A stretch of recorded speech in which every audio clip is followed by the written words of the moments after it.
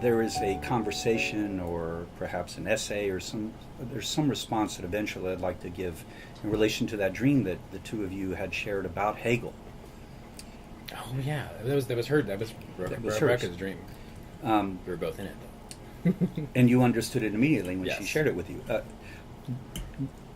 This guy, Donald Philip Vereen, who's very steeped in Vico, Giambattista Vico, also takes up Hegel. And he's got a beautiful book that talks about when it's moving over to the next phase of thought. Vereen is articulating that but what happens in that space, and it doesn't get articulated in how Hegel is being taught. What is the nature of that transition of thought? And he goes in. It's ingenium, the ingenious moment, where, and as you're describing this transition in King Lear, when something the ruling consciousness is fading and something else is coming in. What is going to be produced cannot be predicted. That's right. And there is this moment when Hermes, so to speak, if I would bring what Vereen is saying in this archetypal notion together, where the hermetic aspect of thought goes rummaging, finding what, like the tarot card of death, you see there is a head still, there are feet, there's grass growing, there's going to be things of what has died that are going to be incorporated into the new thing. But what that looks like, you can't predict. It appears like a fractal. And this Jungian analyst in Chicago, when I was living there, John Van Enwyck, if you remember him. I do. He wrote a book on chaos theory in Jungian psychology. But he takes a piece from a Sue story that has come up from time to time with the folks I see in therapy, about this issue of holding opposites.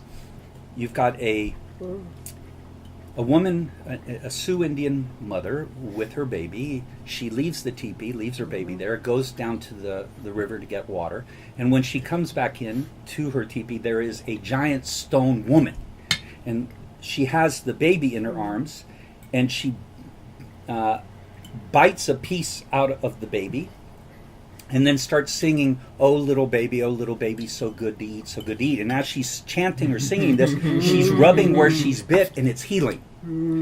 So the woman is trying to decide, if I try to go after her, she's a stone giant woman, I shall be dispatched.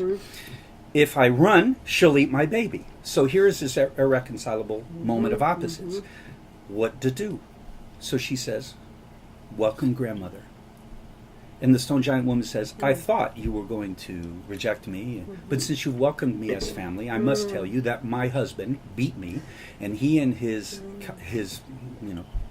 group are seeking you humans to destroy your tribe. And since you've welcomed me, I will show you how to find them and not let this happen, et cetera, et cetera. And so Van Enwyck says, this is like chaos theory. You have an initial situation where you start to have these opposites, an initial set of opposites. They start to oscillate. You're not deciding, you're not resolving. You're not polarizing. You're letting them oscillate. Yes.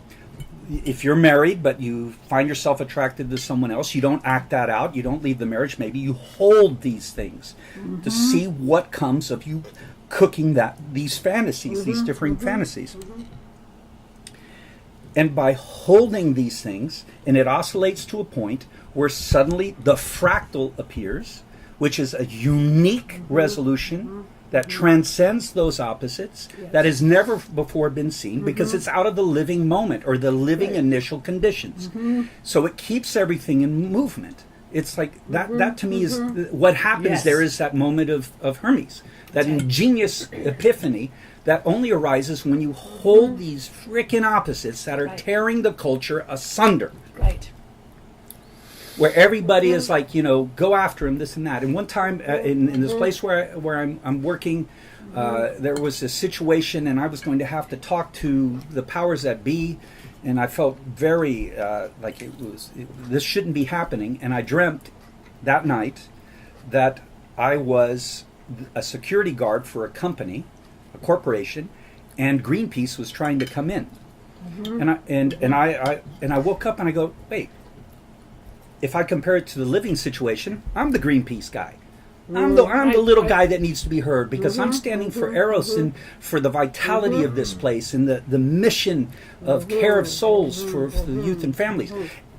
And yet the psyche is putting me in the opposite position. And I realized, it came to me because I thought of Van Enwick's book.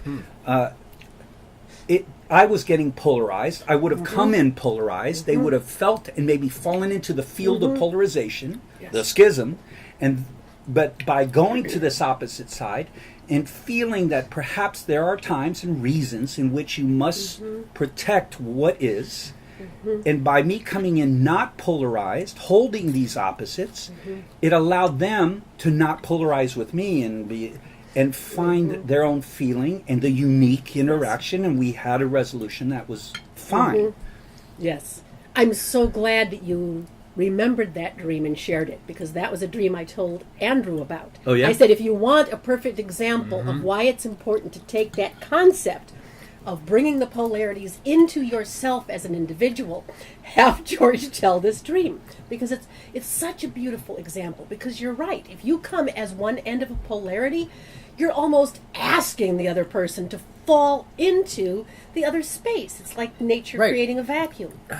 God, and it and happens so here, often. within the dream, you've accepted responsibility for both sides, and so you can come with that calm Buddhist attitude. Yes. So be it, whatever it will be.